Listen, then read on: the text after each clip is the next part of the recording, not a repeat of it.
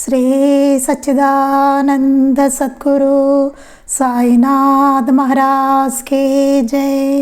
శ్రీ సచ్చిదానంద సద్గురు అలివేలు మంగమ్మ సహిత భరద్వాజ మహారాజ్ కే జై. శ్రీ సచ్చిదానంద సద్గురు నాంపల్లి బాబా మహారాజ్ కే జై. జై సాయి మాస్టర్. ఈరోజు నేను దర్శించిన మహాత్ములు శ్రీ పాకలపాటి గురువు గారి చరిత్ర మనం ఈరోజు సత్సంగంలో మొదలు పెడుతున్నామండి. రచన పూజ్య ఆచార్య శ్రీ ఎక్కిరాల భరద్వాజ మాస్టర్ గారు. నేను దర్శించిన మహాత్ములు శ్రీ పాకలపాటి గురువు గారు. ఓం సమర్థ సద్గురు సాయినాథాయ నమః. కృతజ్ఞతలు. మాస్టర్ గారు ఇక్కడ కృతజ్ఞతలు చెప్తున్నారనమాట. మానవ జన్మనిచ్చి సద్విద్య నొసగి శుభేచ్ఛను ప్రసాదించిన నా తల్లిదండ్రులకు, అనాదిగా వంశమును తమ తపస్సు ఆశీస్సులతో అనుగ్రహించుచున్న గోత్ర ఋషులకు, సమర్థ సద్గురు సాయినాథునికి ఆ సద్గురు అనుగ్రహం వలన తమ దర్శన భాషణ సాంగత్యాలను నొసంగిన శ్రీ పాకలపాటి గురువు గారికి, అట్టి మహనీయుల విశేషాలను చిరస్మరణీయం చేసుకొని పునః మననం చేసుకునేలాగా ఈ గ్రంథరచనకు ప్రేరేపించిన భక్త సోదరీ సోదరులకు, శ్రీ పాకలపాటి గురువు గారి గూర్చి వివరాలను అందించిన గురుబంధువులకు, దీనిని పఠించి సత్సాంగత్య సుఖాన్ని అనుభవించి ఆనందించే భక్తుల హృదయాలలోని పరమాత్మకు నా శతకోటి వందనాలు. భరద్వాజ. ఇక్కడ మాస్టర్ గారు కృతజ్ఞతలు చెప్తున్నారండి. మానవ జన్మనిచ్చి నాకు శుభేచ్ఛను ప్రసాదించిన వారి తల్లిదండ్రులకి ముందు కృతజ్ఞతలు చెప్పుకున్నారు. తర్వాత గోత్ర ఋషులకు, సాయినాథునికి కృతజ్ఞతలు చెప్పుకున్నారు. తర్వాత పాకలపాటి గురువు గారికి కృతజ్ఞతలు చెప్పారు. ఇట్టి మహనీయుల విశేషాలని అందించి ప్రేరేపించిన భక్తులందరికీ, సోదరి సోదరులందరూ భక్తులకి కృతజ్ఞతలు అని చెప్పారు. తర్వాత పాకలపాటి గురువు గారి గురించి వివరాలు అందించిన గురుబంధువులందరికీ కృతజ్ఞతలు అని చెప్తున్నారు. తర్వాత దీన్ని పఠించి, అంటే ఈ గ్రంథాన్ని పఠించి సత్సాంగత్య సుఖాన్ని అనుభవించి ఆనందించే భక్తుల హృదయాల్లోనే, అంటే మన అందరి హృదయాల్లో, మనం ఎవరైతే ఇది చదువుకుని వింటున్నామో మన అందరి హృదయాల్లోనే పరమాత్మకు శతకోటి వందనాలు అని మాస్టర్ గారు కృతజ్ఞతలు తెలుపుకున్నారు. ఈ కృతజ్ఞతలు చదివితేనే మనకు తెలుస్తుంది మాస్టర్ గారిలో ఉన్న వినయ విధేయతలు ఎట్లా ఉన్నాయి అన్నది మనం చెప్పచ్చు. ఓం సమర్థ సద్గురు సాయినాథాయ నమః. మా మాట గురుపాదుక పబ్లికేషన్స్ వాళ్ళు రాసిందనమాట. మా మాట. మధులుబ్ధో యథాభృంగ పుష్పాంతరం వ్రజేత్ జ్ఞానలుబ్ధ సదా శిష్యో గురువంతరం వ్రజేత్. మధువునందు ప్రీతిగల తేనెటీగ పుష్పము నుండి పుష్పమునకు తిరిగి మధువును సంపాదించినట్లు ముముక్షువైన శిష్యుడు పలువురు గురువులను దర్శించి వారి నుండి జ్ఞానమును సంపాదించవలనని గురుగీత చెబుతుంది. ఈ గురుగీత శ్లోకంలో చెప్తున్నారనమాట. ఈ మధువునందు, ఆ తేనెయందు ప్రీతిగల తేనెటీగ ఒక పుష్పం నుంచి ఒక పుష్పానికి వెళ్ళి ఆ మకరందాన్ని ఎలా అయితే సంపాదిస్తుందో, అలాగే ముముక్షువైన శిష్యుడు ఒక గురువు నుంచి ఇంకో గురువుకు పలువురు గురువులను దర్శించి వారి నుండి జ్ఞానమును సంపాదించాలని గురుగీత చెబుతుంది అంటున్నారు. శ్రీమద్ భాగవతంలో అవధూత తాను 24 మంది గురువుల నుండి జ్ఞానం ఆర్జించినట్టు చెప్తారు. ఇది మనం గురు చరిత్రలో కూడా చదువుకుంటాం. అవధూత 24 మంది గురువుల నుండి జ్ఞానం ఆర్జించాను అని చెప్పడం. భగవాన్ శ్రీ రమణ మహర్షి వంటి ఆత్మవేత్తలు, మహనీయులు సందర్శన సేవ సాంగత్యములు ఎంతో శక్తివంతములైనవని, పవిత్రమైనవని చెప్పారు. శ్రీ సాయినాథుని గురువు కూడా మొదట అడవిలో వారికి కనిపించి భగవంతుని కృపలేక ఎవ్వరూ మా వంటి వారిని మార్గంలో కలవలేరు అంటారు. దేవ, గురు, ప్రాజ్ఞ, దర్శన సేవనాదులు ముముక్షువుకు ఆవశ్యకమని శ్రీమద్ భగవద్గీత చెప్తుంది. శ్రీ సాయినాథుని అనుగ్రహంతో శ్రీ ఆచార్య భరద్వాజ గారు ఎందరో సిద్ధపురుషులను దర్శించగలిగారు. బాబా అనుగ్రహంతో మాస్టర్ గారు ఎంతోమంది సిద్ధపురుషులను దర్శించుకున్నారు. వారి సందర్శన విశేషాలు విని భక్తులు ఎందరో పరవశించారు. అది విని మాస్టర్ గారు చెప్పినవన్నీ విని అందరూ భక్తులు ఎంతో పరవశించిపోయారు. అట్టి వారందరూ ఆచార్యుల వారిని ఆ విశేషాలు గ్రంథస్థం చేయవలసిందిగా ఎంతో కాలంగా కోరుతూ వచ్చారు. అప్పుడు అది విన్న వాళ్ళందరూ అడిగారట, మాస్టర్ గారండి మీరు ఇవన్నీ మీరు ఇంతమంది మహాత్మును దర్శించుకుంటున్నారు కదా, ఈ విశేషాలు చాలా అద్భుతంగా ఉన్నాయి, ఇవన్నీ గ్రంథస్థం చేయండి, అంటే గ్రంథాల కింద వెలువడితే చాలా బాగుంటుంది, మీ అందరం కూడా దాన్ని చదువుకొని తరిస్తాము అని చెప్పి మాస్టర్ గారిని అడిగారట. ఎంతో కాలంగా కోరుతూ వచ్చారు. నేను దర్శించిన మహాత్ములు అన్న పేర ఒక గ్రంథావళిగా విశేషాలను భక్తులకు అందించే ప్రయత్నంలో ఇది మొదటి సమర్పణ. గురుపాదుక పబ్లికేషన్స్. ఇది నేను దర్శించిన మహాత్ములు అన్న పేరుతో ఒక్కొక్క మహాత్ముల చరిత్రనే మనకి మాస్టర్ గారు అందించారనమాట. ఇది అందులో మొదటి గ్రంథం అని చెప్తున్నారు. ముందు మాట, స్వచ్ఛమైన ప్రకృతి మానవుడిని ఎన్నో రీతిలో ఆకర్షిస్తుంది. సృష్టి రహస్యాన్ని తెలుసుకోవడానికి ఆధునిక శాస్త్రజ్ఞుల దగ్గర నుంచి కవులు, యోగుల దగ్గర నుంచి కట్టెల వ్యాపారం చేసుకునేవారు, వేటగాంట దాకా అందరూ అరణ్యాలలోకి, లోయల్లోకి వెడతారు. ఈ స్వచ్ఛమైన ప్రకృతి మానవులను ఎన్నో రీతులుగా, ఒక రీతి కాదండి, ఎన్నో రీతులుగా ఆకర్షిస్తూ ఉంటుంటే ఎన్నో రకాలుగా. సృష్టి రహస్యాన్ని తెలుసుకోవడానికి ఆధునిక శాస్త్రజ్ఞుల దగ్గర నుంచి సృష్టి రహస్యం ఏముందో అన్నది తెలుసుకోవడానికి ఇప్పుడు ఉన్న ఆధునిక శాస్త్రజ్ఞుల దగ్గర నుంచి కవులు, యోగుల దగ్గర నుంచి మళ్ళీ కట్టెల వ్యాపారం చేసుకునేవారు, వేటగాళ్ళు అందరూ అరణ్యంలోకి, లోయల్లోకి పెడతారు. ఎవరికి కావాల్సింది వారికి లభిస్తుంది, ఎవరికి ఏది కావాలో అది లభిస్తూ ఉంటుందన్నమాట. కట్టెల వాళ్ళకి కట్టెలు లభిస్తూ ఉంటుంది, వేటగాళ్ళకేమో జంతువులు లభిస్తాయి, కవులకేమో కవిత్వము, యోగులకేమో జ్ఞానము, శాస్త్రజ్ఞులకేమో ఈ శాస్త్ర విషయాలు అవన్నీను ఎలా అంటే సైంటిస్టులకి వాళ్ళకి కావాల్సింది వాళ్ళకి, ఎవరికి కావాల్సింది వారికి లభిస్తుంది. అంటే ప్రకృతి ఎవరికి కావాల్సింది వాళ్ళకి ఇస్తూ ఉంటుందన్నమాట. అదే సృష్టి రహస్యం అంతా. ఎవరి అర్హతను అనుసరించి వారి ప్రతిఫలాన్ని పొందుతారు. వాళ్ళ అర్హతను బట్టి వాళ్ళ ఫలితాన్ని పొందుతూ ఉంటారు ఎవరికేం కావాలని. అక్కడ మానవ మేధస్సు రూపకల్పన చేసుకున్న ఆధునిక నాగరికత చిహ్నాలు కానీ, శాస్త్రీయ సాంకేతిక పరికరాలు కానీ గోచరించి మనస్సును జిగేలు మనిపించవు. అక్కడేమీ మనస్సును జిగేలు మనిపించేవి ఏమి ఉండవు అని చెప్తున్నారు. అక్కడ ప్రతిదీ అతి సామాన్యము, సహజము. అన్నీ చాలా సామాన్యంగానే, అడవికి వెళ్తే ఎలా ఉంటుందండి, చాలా సామాన్యంగానూ సహజంగానూ ఉంటుంది. అంతే తప్ప లైట్లు పెట్టేసి జిగేలు మనిపించి మన పట్టణాలు ఎలా ఉంటాయో సిటీస్లో అలా ఉండదు కదా అడవి. అది చెప్తున్నారు. ఈ ప్రకృతి అట్లా ఉంటుంది అక్కడ. కృత్రిమమైన ఆధునిక నాగరికత ప్రభావానికి గురి అయిన మన మనస్సులకు విశేషం అనిపించేటంత సహజము. కృత్రిమమైన ఆధునిక నాగరికత, మనం ఇప్పుడు చూస్తున్న ఆధునిక నాగరికత ప్రభావానికి గురైపోయిన మన మనసులకు విశేషం అనిపించేటంత సహజంగా ఉంటుంది. అట్టి ప్రకృతే ఆది నుండి మానవ మేధస్సుకు జిజ్ఞాసను కల్పించి ఇంతటి విజ్ఞానానికి, సాంకేతిక పరిజ్ఞానానికి కారణమైంది. ఈ ప్రకృతే మానవుడికి మేధస్సుకు జిజ్ఞాసను కల్పించిందనమాట అండి. ఈ ప్రకృతి నుంచే మానవుడు అంతా తీసుకుని ఈ సాంకేతికత కానీ, ఈ విజ్ఞానాన్ని కానీ ఇదంతా సంపాదించాడు, మనకు అందించింది కూడా ఈ ప్రకృతి. మనసులో ప్రశ్నలు కల్పించేది అది, మన మనసులో ప్రశ్నలు వచ్చేది కూడా ఈ ప్రకృతి నుంచే, అదే కల్పిస్తుంది. మన జిజ్ఞాసను అనుసరించి సమాధానం ఇచ్చేది అదే. మనకి ఎంత జిజ్ఞాస ఉన్నదో దాన్ని బట్టి మనకి సమాధానం ఇచ్చేది కూడా ఆ ప్రకృతి. ప్రశ్నలు కనిపించేది ఆ ప్రకృతే, సమాధానాలు ఇచ్చేది ఆ ప్రకృతే. కానీ ప్రశ్నలతో, సమాధానాలతో తనకు ఎట్టి సంబంధము లేనట్లే మౌనంగా, ప్రశాంతంగా, గంభీరంగా తన దారిని అది విలసిల్లుతూ ఉంటుంది. కానీ ఈ ప్రశ్నలకు, సమాధానాలకు తన ఏమీ సంబంధం లేనట్టుగా ఉంటుందన్నమాట. మనకి ప్రేరేపిస్తుంది ప్రకృతి, కానీ తనకు సంబంధం లేనట్టుగా మౌనంగా, ప్రశాంతంగా, గంభీరంగా తన దారిని అది విలసిల్లుతూ ఉంటుంది. నిజమైన మహనీయులు అటువంటి వారే. నిజమైన మహనీయులు కూడా అలాగే ఉంటారు. అది వారు చేస్తున్నట్టుగా మనకి అసలు ఏమీ తెలియదు అనమాట. చూడ్డానికి వారి చెంత ఎట్టి చమత్కారాలు కనిపించవు. చూడ్డానికి ప్రకృతి ఎలా జిగేలు అనిపిస్తూ ఎట్లా ఉండదో ఈ అరణ్యాలు అవన్నీను, అలాగే చూడ్డానికి వారి చెంత ఎట్టి చమత్కారాలు కనిపించవు. మనం బయట చూసే చమత్కారాలు ఏమీ వారి దగ్గర కనిపించవు. అసలు సిసలైన మహనీయుల దగ్గర వాళ్ళు అతి సామాన్యంగా కనబడతారు. ఎంతో సహజంగా, సామాన్యంగా కనబడుతూ ఉంటారు చూడ్డానికి. కానీ చూడగల వారికి ఆ ప్రకృతి వలె గంభీరము, ప్రశాంతము అయిన వారి సామర్థ్యము, ప్రతి మాట, చూపు, కదలిక ఎంతో అద్భుతంగా ఉంటాయి. అలా చూడగల వాళ్ళకి ప్రకృతిలో ఎలా అయితే సమాధానాలు దొరుకుతాయో అలాగే వారు ప్రకృతి వలె గంభీరము, ప్రశాంతము వారి సామర్థ్యము, ప్రతి మాట, చూపు, కదలిక తెలుసుకోగలిగిన వాళ్ళకి, చూడగలిగిన వాళ్ళకి ఎంతో అద్భుతంగా ఉంటాయి. అందరికీ కాదండి, దాన్ని గ్రహించగలిగిన వాళ్ళకే నిజమైన మహనీయుల దగ్గర అది ఎంతో అద్భుతంగా ఉంటాయట. అట్టి వారిలో శ్రీ పాకలపాటి గురువుగారు ఒకరు. అలాంటి వారందరిలో పాకలపాటి గురువుగారు ఒకరు. ప్రకృతిలో వారికి గల ఇట్టి సారూప్యం వల్లనే కాబోలు వారికట్ట అడవులే నిలయాలైనాయి.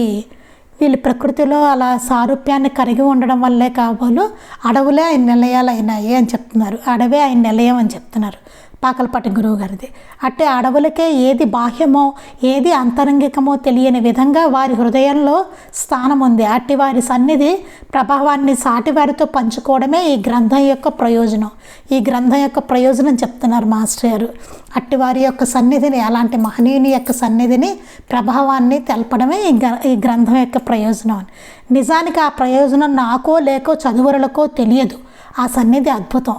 మనకు అసలు తెలియదు, చదివే వాళ్ళకి కానీ నాకు కానీ తెలియదు. ఆ సన్నిధి అసలు అద్భుతంగా ఉంటుందని చెప్తున్నారు పాకలపాటి గురువుగారి సన్నిధి. దాన్ని చవి చూచాక గానం చేయకుండా ఎవరి తరమూ కాదు. కోకిల ఎంతో మధురంగా పాడుతుందని, కాకి కర్ణకఠోరంగా అరుస్తుందని అనుకుంటాం. మనం ఏమనుకుంటాం? అది చవి చూశాక మనం అసలు గానం చేయకుండా ఉండలేము అని చెప్తున్నారనమాట. కోకిల ఎంతో మధురంగా పాడుతుందని, కాకేమో కర్ణకఠోరంగా అరుస్తుందని అనుకుంటాం. వాస్తవానికి ఆ రెండు చేసేది ఒకటే కదండి, అరవడమే. కోకిల అరుస్తుంది, కాకి అరుస్తుంది. కానీ కాకిదేమో కర్ణకఠోరంగా ఉందంటాము, కోకిలదేమో గానం చేస్తుంది, మధురంగా పాడుతుంది అనుకుంటాం. ప్రకృతి ప్రేరేపితమైన అంతరంగిక అవసరం వల్లనే ఆ రెండు పక్షులు ప్రకృతి వాటికి ఇచ్చిన కంఠంతో వాటికి చేతనైనట్లు అరుస్తాయి. ప్రకృతి ఏదైతే వాటికి ఇచ్చిందో, వేటికి ఆ ప్రకృతి ఆ కంఠం ఇచ్చిందో ఆ కంఠంతో అవి వాటికి చేతనైన విధంగా అరుస్తాయి అంటారు.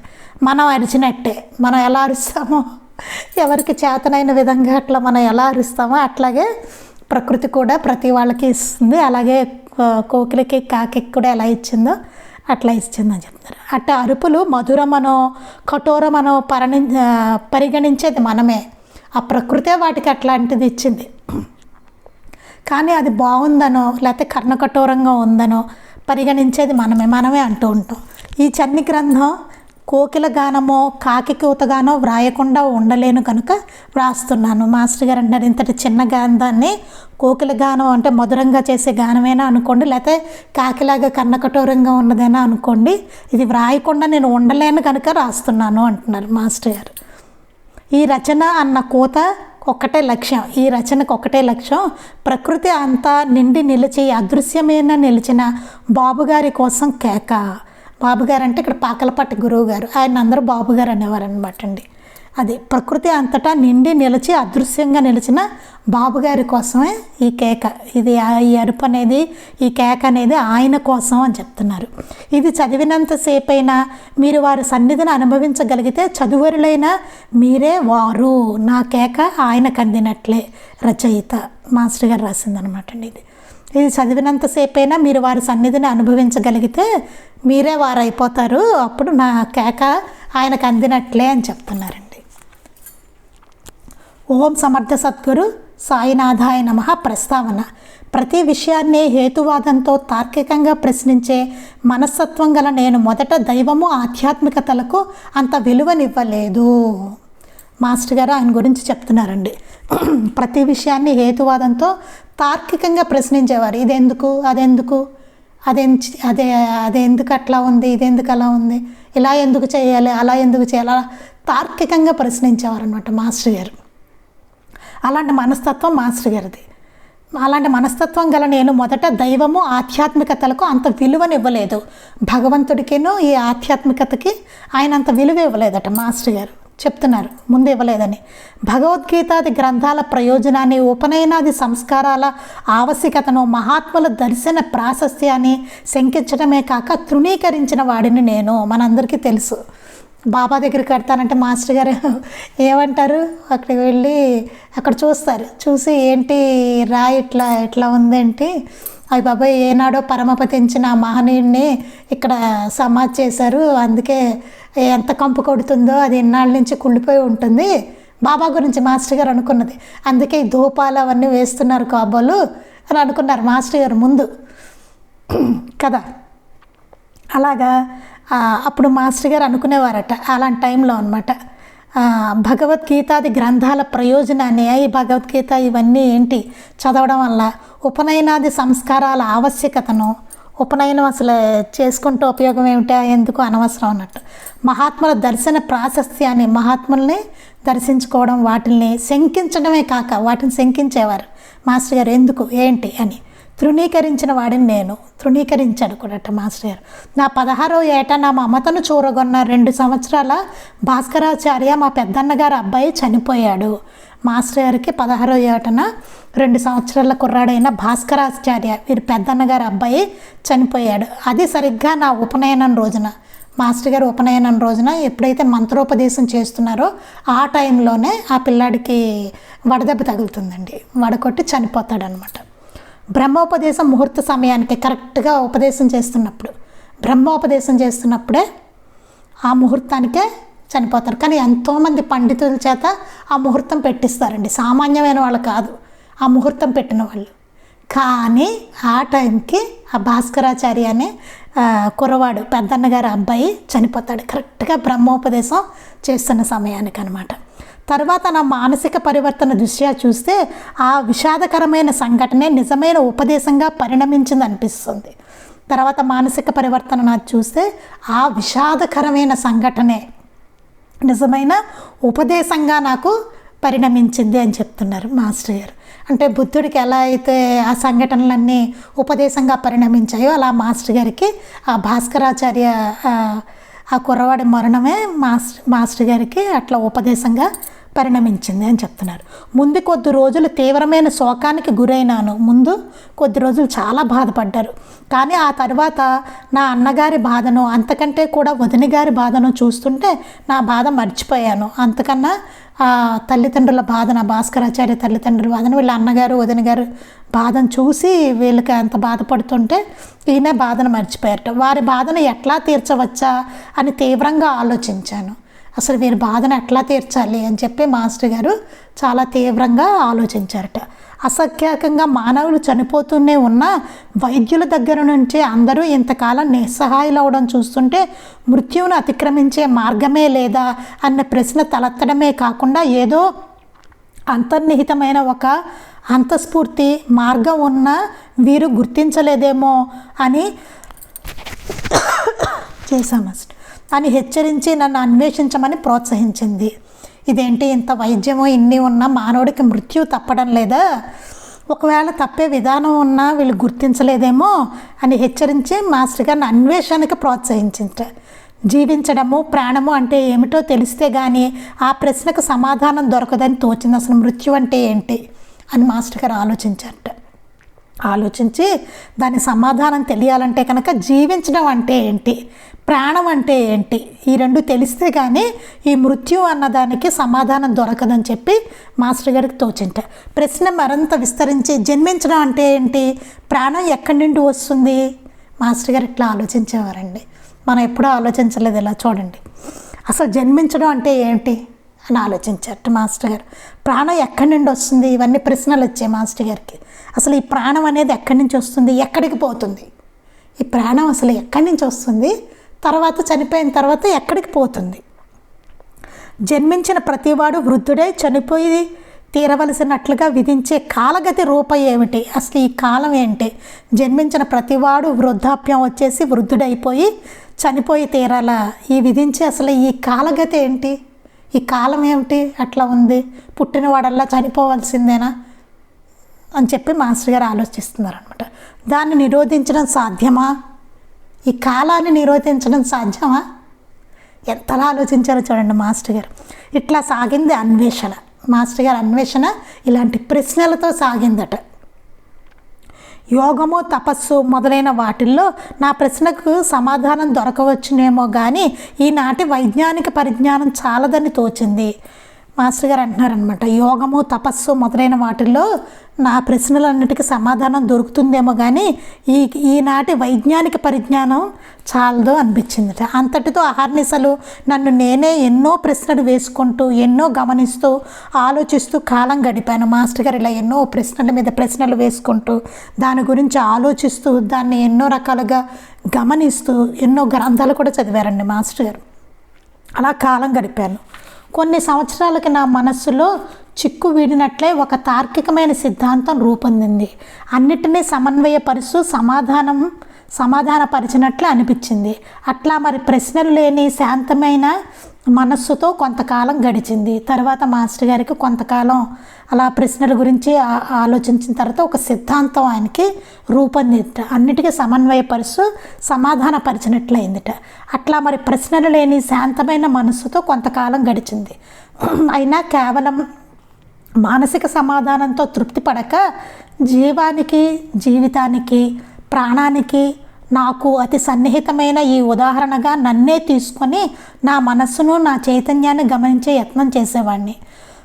అయినా ఇట్లా థియరిటికల్గా ఉండడాన్ని మాస్టర్ గారు అంగీకరించక అలా తృప్తి పడక ఏం చేశారట, మాస్టర్ గారు గమనించుకున్నారట.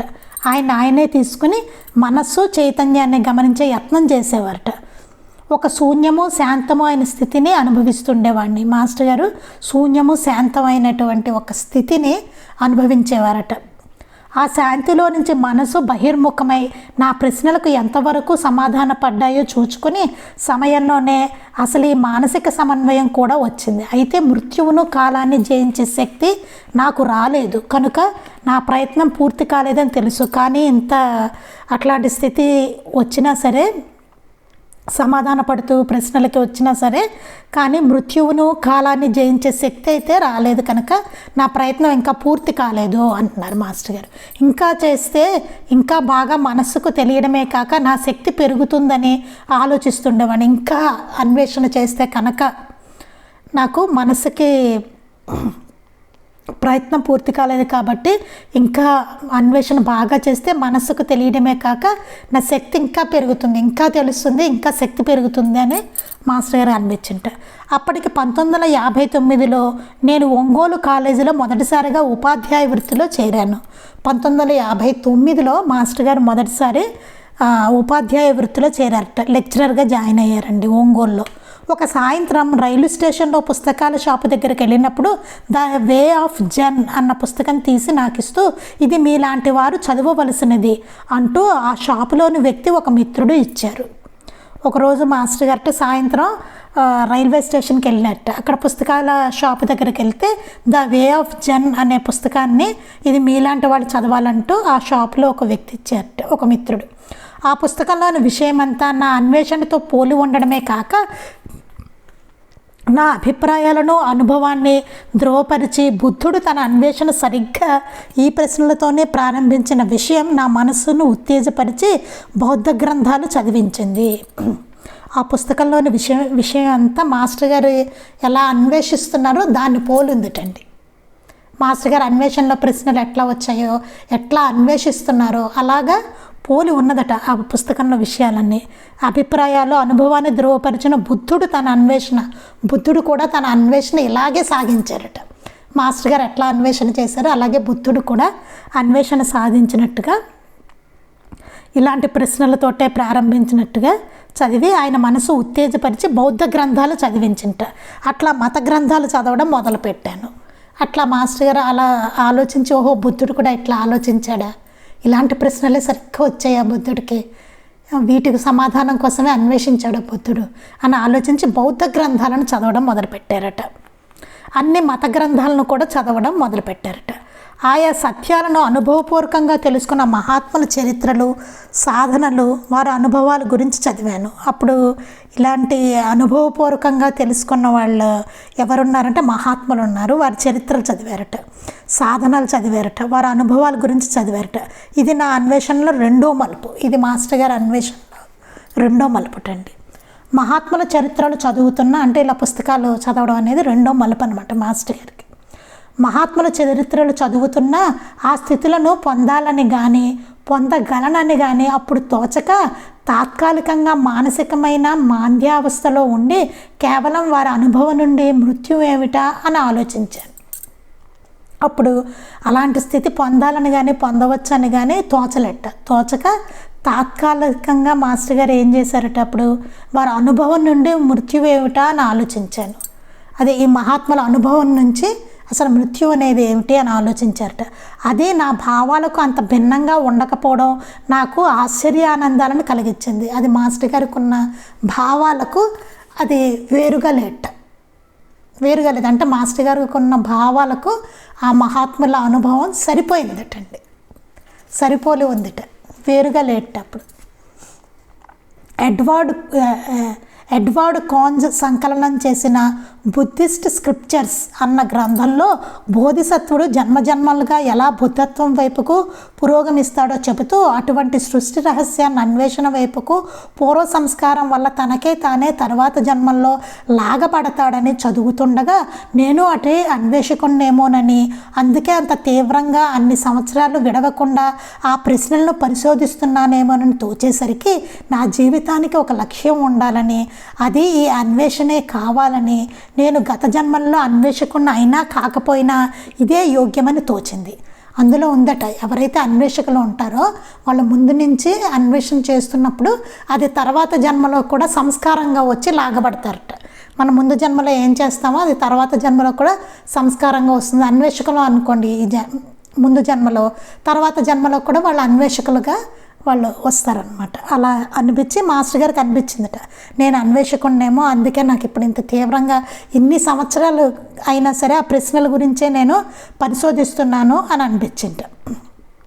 తర్వాత అందుకని తోచేసరికి నా జీవితానికి ఒక లక్ష్యం ఉండాలనిపించింట. నా జీవితానికి ఒక లక్ష్యం ఉండాలి, అది అన్వేషణే కావాలి, అన్వేషించడమే నా లక్ష్యం కావాలనిపించింట. నేను గత జన్మల్లో అన్వేషకుని అయినా కాకపోయినా, ఆ గత జన్మలో నేను అన్వేషకుని అయి ఉండొచ్చు, కాకపోవచ్చు, లేదా ఈ జన్మలో అన్వేషకుని అయి ఉండొచ్చు, కాకపోయినా సరే ఇదే నాకు యోగ్యం, ఇదే అన్వేషించడం అనేదే యోగ్యమైనది అని మాస్టర్ గారికి తోచింట. అయితే ఈ బౌద్ధ గ్రంథ పఠనం వల్ల స్వయం కృషి మీదనే పురోగతి అంతా ఆధారపడుతుందన్న భావం దృఢమైంది. ఈ బౌద్ధ గ్రంథాలు చదవడం వల్లనే స్వయం కృషి మీదనే పురోగతి అంతా ఉంటుంది, దాని మీద ఆధారపడుతుందని మాస్టర్ గారికి ఆ భావం దృఢమైంది. స్వయం కృషి వలన పొందవచ్చు అని. అప్పటికే షిరిడి సాయి భక్తిని చవిచూచిన మా రెండో అన్నయ్య కొద్ది కాలానికి నన్ను తనతో షిరిడి రమ్మన్నాడు. మాస్టర్ గారు రెండో అన్నగారు మాస్టర్ గారిని ఆల్రెడీ వాళ్ళు బాబా భక్తులు అనమాట అండి. మాస్టర్ గారు రెండో అన్నగారు వారు మాస్టర్ గారిని షిరిడి రమ్మని చెప్పారటండి, రమ్మన్నారట. అంటే వేదవ్యాస్ గారు అనమాట అండి. మాస్టర్ గారిని రమ్మని చెప్పారట. అతి లౌకిక స్థితి ఏదైనా పొందవలసినది పొందదగినది ఉన్నా కూడా అది స్వయం కృషి మీదే ఆధారపడుతుందని, అటువంటప్పుడు ఏ సాయిబాబా వంటి మహనీయుడు మరొకరికి ఏ సహాయము చేయలేరని, అందువల్ల షిరిడి వెళ్ళడం వల్ల ఏమి ప్రయోజనం ఉండదని నేను రానని చెప్పాను. మాస్టర్ గారు చెప్పారట, ఏదైనా స్వయం కృషితోనే సాధించవచ్చు. ఆ బాబా లాంటి వాళ్ళు ఏం చేస్తారు? మాస్టర్ గారేనండి, మాస్టర్ గారికి వచ్చిన ఆలోచనలు ఇవన్నీ చూడండి. బాబా లాంటి వాళ్ళు ఏం చేస్తారు అని చెప్పి ఆయన ఏం సహాయం చేయలేరు, అలాంటి మహనీయులు ఎవరును, షిరిడి వెళ్ళడం వల్ల ఏ ప్రయోజనం ఉండదు, నేను రాను అని చెప్పారట. ఒకవేళ స్వయం కృషి కాక మరేదైనా మార్గం ఉంటే అది దైవ నిర్ణయం అని, ఆ దైవ నిర్ణయం మనకు ఉంటే మనము ఆ స్థితిని పొందగలమని, ఆ నిర్ణయం లేనప్పుడు మహాత్ముని దర్శనం వల్ల కూడా ప్రయోజనం ఉండజాలదని వాదించాను. మాస్టర్ గారు అన్నారట, ఒకవేళ మనకి ఏదైనా ప్రయోజనం ఉంటే దైవ నిర్ణయం అవుతుంది, ఏదైనా స్వయం కృషి కాక మరి ఏదైనా మార్గం ఉంటే కనుక దైవ నిర్ణయం అవుతుంది. ఆ దైవ నిర్ణయం మనకు ఉంటే మనం ఆ స్థితిని పొందగలుగుతాము, లేకపోతే లేదు. ఆ నిర్ణయం లేనప్పుడు మహాత్ముని దర్శనం చేస్తే మాత్రం ప్రయోజనం ఏమిటి? దైవ నిర్ణయం ఉంటే అదే జరుగుతుంది, మహాత్ముని దర్శనం వల్ల నాకేంటి ప్రయోజనం అన్నట్ట మాస్టర్ గారు వాదించారట. ప్రయోజనం కూడా ఉండదు మహాత్ముల దర్శనం వల్ల అని వాదించారట. నా వాదంతో తనకి పని లేదని, నన్ను నమ్మమని అడగడం లేదని, కేవలం తోడుగా షిరిడి రమ్మని చెప్పి అన్నయ్య నన్ను షిరిడి తీసుకెళ్లారు. నీ వాదంతో నాకు పని లేదు, నన్ను నమ్మమని నేను అడగడం లేదు, కానీ తోడుగా మాత్రం షిరిడి రావాల్సింది అని చెప్పి మాస్టర్ గారిని తోడు తీసుకెళ్లారటండి వాళ్ళ రెండవ అన్నగారు. వెళ్ళిన రోజున సాయంత్రం సమాధిలో సాయిబాబా మృతదేహం ఉంటుందన్న ఆలోచన రాగానే కడుపులో త్రిప్పి వికార పెట్టింది. తట్టుకోలేక గదికి పోయి పడుకున్నాను. అప్పుడు వెళ్తారండి మాస్టర్ గారు, వెళ్ళి చూస్తారు, అక్కడ పెద్ద అరుగులాగా కనబడుతుంది. ఆ అరుగు ఏంటంటే బాబా శరీరం అందులో ఉంది, బాబా సమాధి అని చెప్పారట. సాయంత్రం ఆ రోజు సాయంత్రం పెడతారనమాట. సాయిబాబా మృతదేహం ఉంటుందన్న ఆలోచన, బాబోయ్ ఏమిటిది మృతదేహం ఉంటుందా, ఇన్నేళ్ల నుంచి అందులో పెట్టారా, అదేదో కంపు కొట్టేస్తుందేమో, అది తెలియకుండా కంపు కొట్టకుండా దూపాలు వేస్తున్నారేమో అని మాస్టర్ గారు అనుకున్నారట. కడుపులో తిప్పి వికార పెట్టిందట మాస్టర్ గారికి.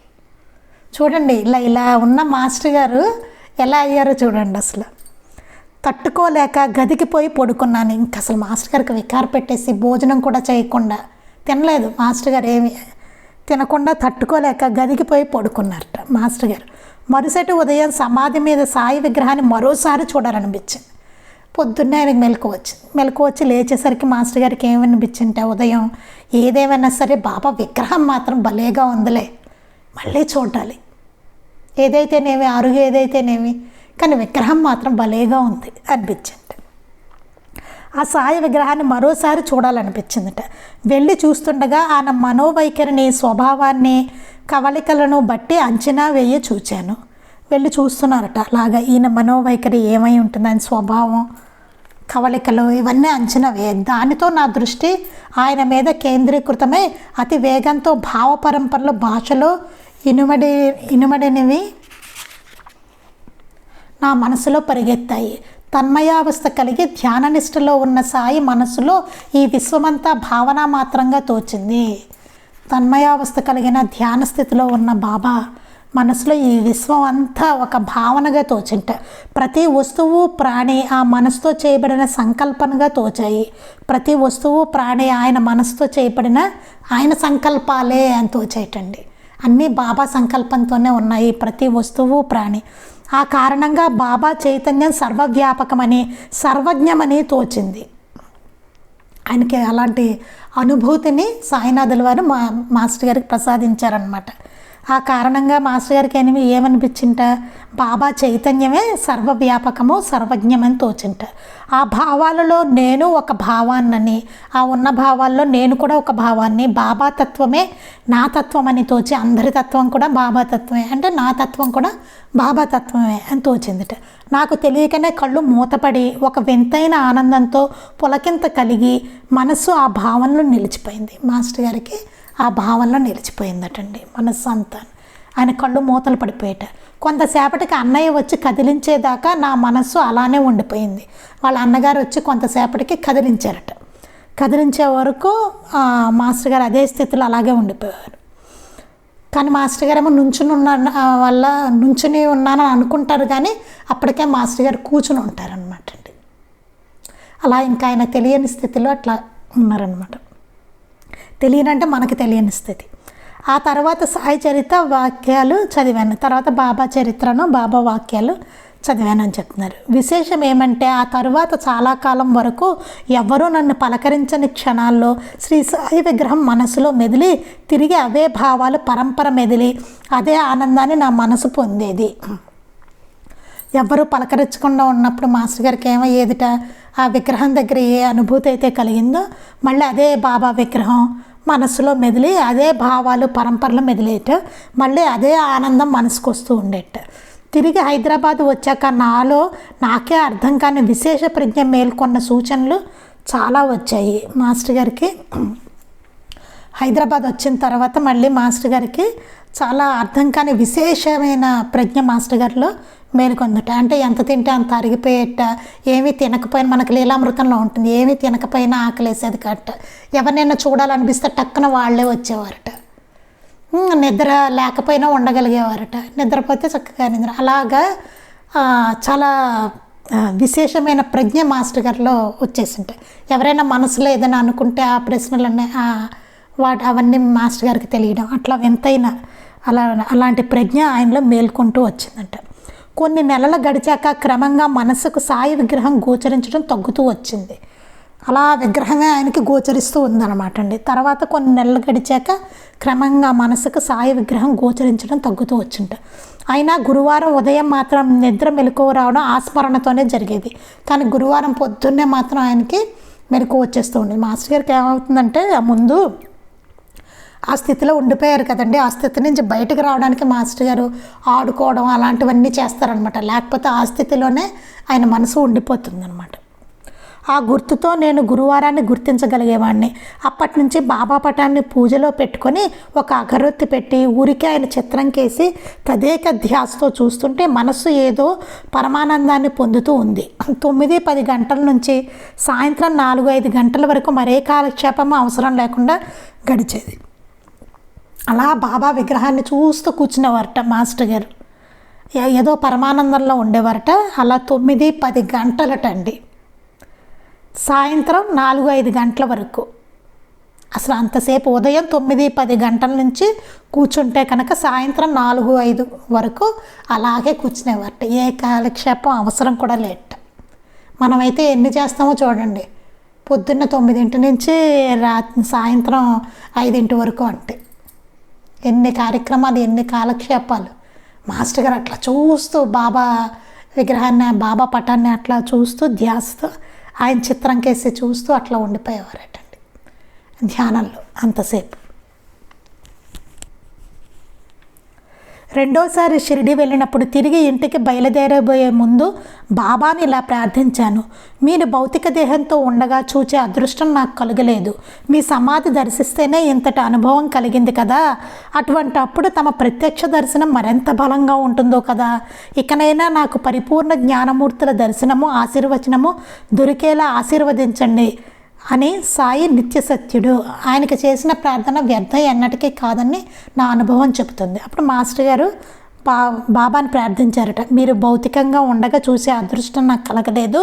మీ సమాధి దర్శిస్తేనే ఇంతలాగా అనుభూతి కలిగింది కదా. అటువంటప్పుడు మీ ప్రత్యక్ష దర్శనం ఇంకెంత అద్భుతంగా, ఇంకెంత ప్రభావంగా ఉంటుందో. అందువల్ల ఎక్కడైనా పరిపూర్ణ జ్ఞానమూర్తులు ఎవరైనా ఉంటే కనుక, అంటే పరిపూర్ణమైన మహనీయులు, అసలు సిసలైన మహనీయులు ఎవరైనా ఉంటే వారి దర్శనము, ఆశీర్వచనము దొరికేలాగా నన్ను ఆశీర్వదించండి అని బాబాని కోరారట. సాయి నిత్య సత్యుడు. ఆయనకు చేసిన ప్రార్థన వ్యర్థం ఎన్నటికీ కాదని నా అనుభవం చెప్తుంది. అప్పటి నుంచి నాకు ప్రతి సంవత్సరము ఒకరిద్దరు సిద్ధపురుషుల దర్శన ఆశీర్వచనాలు లభిస్తూనే ఉన్నాయి. అప్పటి నుంచి ప్రతి సంవత్సరం ఒకరిద్దరు మహనీయుల దర్శనం మాస్టర్ గారికి ఆశీర్వచనాలు లభిస్తూనే ఉన్నాయట. వీరిలో శ్రీ పాకలపాటి గురువు గారు, ప్రఖ్యాతిగాంచిన యోగి పొంగవులు శ్రీ దామరాజు వెంకట్రావు గారు ఒకరు. వీరిలో పాకలపాటి గురువు గారు ఒకరన్నమాట. ఆయన అసలు పేరు శ్రీ దామరాజు వెంకట్రావు గారు. ఈయన్నే బాబు గారు అని కూడా అంటారనమాట అండి. అందులో మాస్టర్ గారు అలా ప్రార్థించినప్పుడు సాయినాథుల వాళ్ళు మాస్టర్ గారికి పాకలపాటి గురువు గారిని దర్శించుకొని వారి ఆశీస్సులు కూడా ప్రసాదించారనమాట. అందులో బాబు గారు ఒకరు అనమాట అండి. అంటే పాకలపాటి గురువు గారు ఒకరు. అది ఇంకా మనం మిగిలింది రేపు చదువుకుందాం. చాలా అద్భుతంగా ఉంటుందండి ఈ గ్రంథం. చాలా బాగుంటుంది. కొంచెం జాగ్రత్తగా ఓపికగా వినాలి. అది శ్రీ సచ్చిదానంద సద్గురు సాయినాథ్ మహారాజ్ కీ జై. శ్రీ సచ్చిదానంద సద్గురు అలివేలు మంగమ్మ సహిత భరద్వాజ మహారాజ్ కీ జై. శ్రీ సచ్చిదానంద సద్గురు నాంపల్లి బాబా మహారాజ్ కీ జై. గురుదేవ దత్త అవధూత చింతన. లోకా సమస్తాః సుఖినో భవంతు. లోకా సమస్తాః సుఖినో భవంతు. లోకా సమస్తాః సుఖినో భవంతు. జై సాయి మాస్టర్.